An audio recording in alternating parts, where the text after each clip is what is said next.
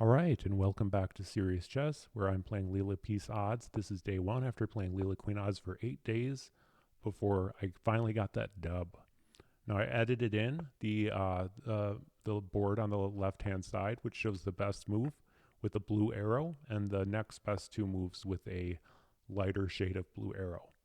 This is a very instructive game in learning what to do against the Queen's Gambit accepted. So generally, a4 is the theoretical move. You can see that I almost played it. But I decide I think I would like to castle first. So I go ahead and castle, and now because I can shut down the bishop's diagonal and simultaneously allow for my light squared bishop to go onto the f3 square, I do that. And now you play the move a4, and because if you take and he takes back, you can take the rook.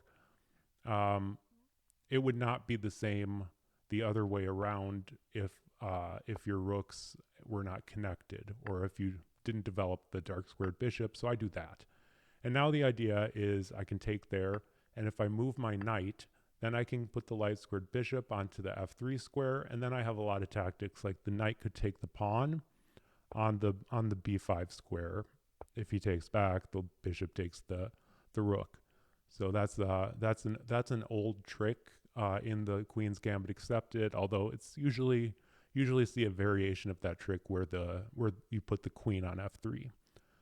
So I was thinking about putting the bishop onto the f4 square. I was also thinking about centralizing the queen. I thought about playing queen to c1, and I also thought about playing the move knight to h4. You see that Stockfish is recommending a different knight move with the same threat of taking the light squared bishop. It doesn't have a lot of real estate. And the nice thing about the move knight to d4, which is not the case with this move, is that knight to d4 kept an eye on that square that he just moved to. So he wouldn't have been able to play that move if I had played knight to d4. Stockfish says take the bishop. He takes the queen, and then I take the pawn onto f7 and so forth. But that's not what I did.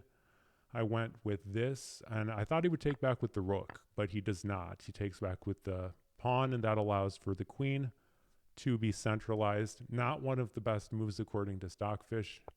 Stockfish says I should just move the knight back, which is almost necessary at this point, but it's not what I do. Playing king to h1 would have been really nice here, because the diagonal that's not what you want. You want to play king to h1 in before you get to the middle game, but now he's threatening to take advantage of that weak diagonal, and I put the knight there to block certain ideas. And here I missed the move queen to a5 or queen to a6, which would be a relative pin on the rook. He wouldn't be able to take the pawn, or my queen would be able to take his. So I do move my queen back. I miss queen to a5 again. Queen to a6 again. Sorry. I'm so sorry. But yeah, this is a really good position, and I really did not want to do anything too wild. So yeah, I'm defending the pawn with the bishop looked very reasonable, but it was a bad move. It was a bad move because now my knight can't move. So a move like queen to c6, which was possible earlier in the game, it's now not possible. If the queen takes, the knight can't move because it's pinned. So I was really limited in what I could do here, and so we repeat positions for a third time, and that's a draw. Now, if you would like to participate in my challenge, go ahead and copy and paste the FEN in the video description below. So once again, I can't play the move queen to c6, or I lose the game on the spot.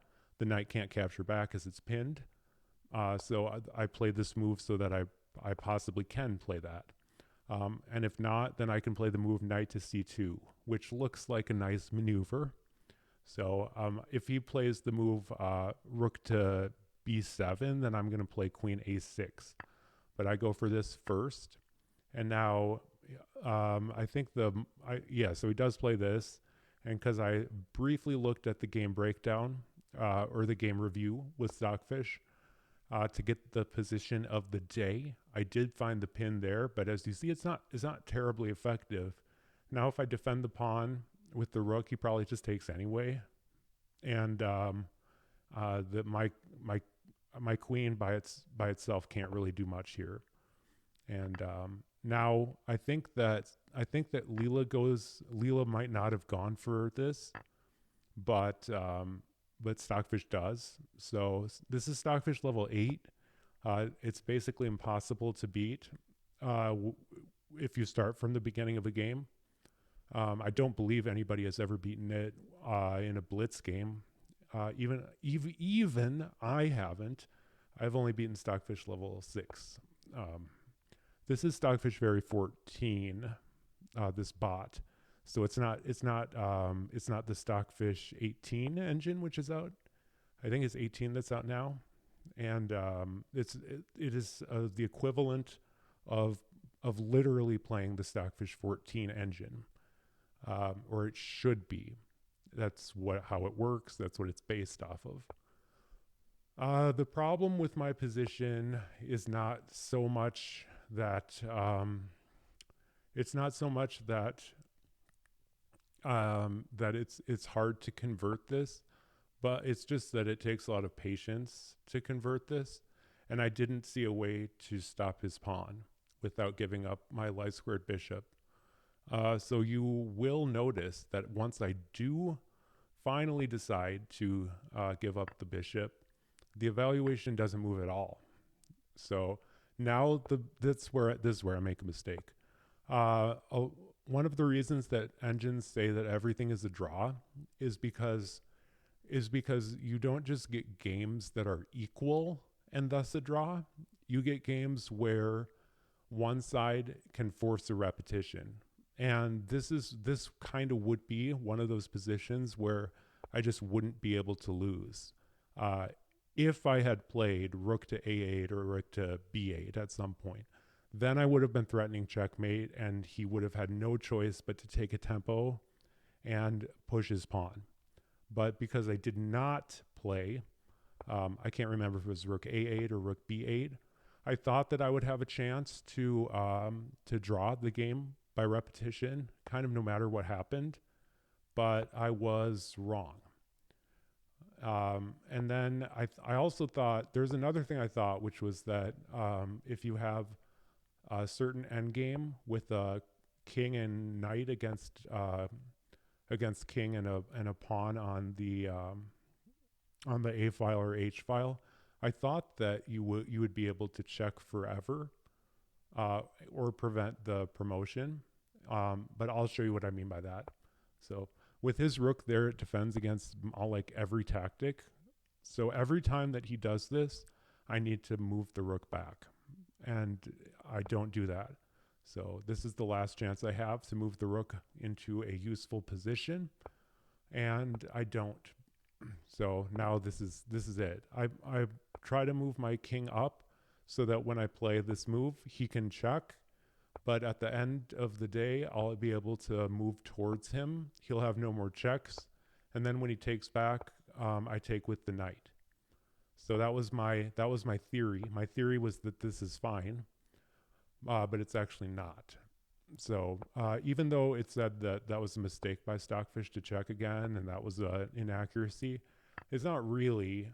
It was just saying there's a slightly better square for insanely deep tactical ideas for the rook to be on a different square, but it didn't matter because the rook was going to come to this square in this position no matter what.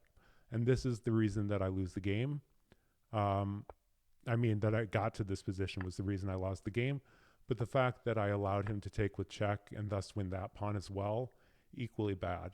So now I finally get my rook up there to go for what I thought might be a repetition with 10 seconds left and 2 seconds added per move.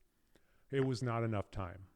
So this was the position that I spoke of, where I thought that I would be able to check him forever. I'm not sure if my king needs to be on the f2 square for that to work. In which case that doesn't work because he would be able to push a different pawn. But yeah, I thought I would be able to check him forever. I don't know if I saw that in a Godmator video or someone else's video. I think it was the Godmator. So it doesn't work, not in this position.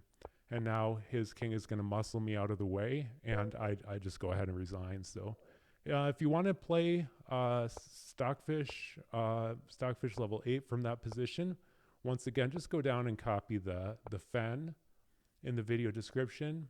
Fen is just a series of characters which corresponds to a unique position on the chessboard, and a unique position for Stockfish level 8 would be losing. Am I right? So that does not happen here. Stockfish gets the win, and we get a peaceful resolution to my game against Leela piece odds with no knights and the white pieces on day 1. So once again, that's day 1, draw.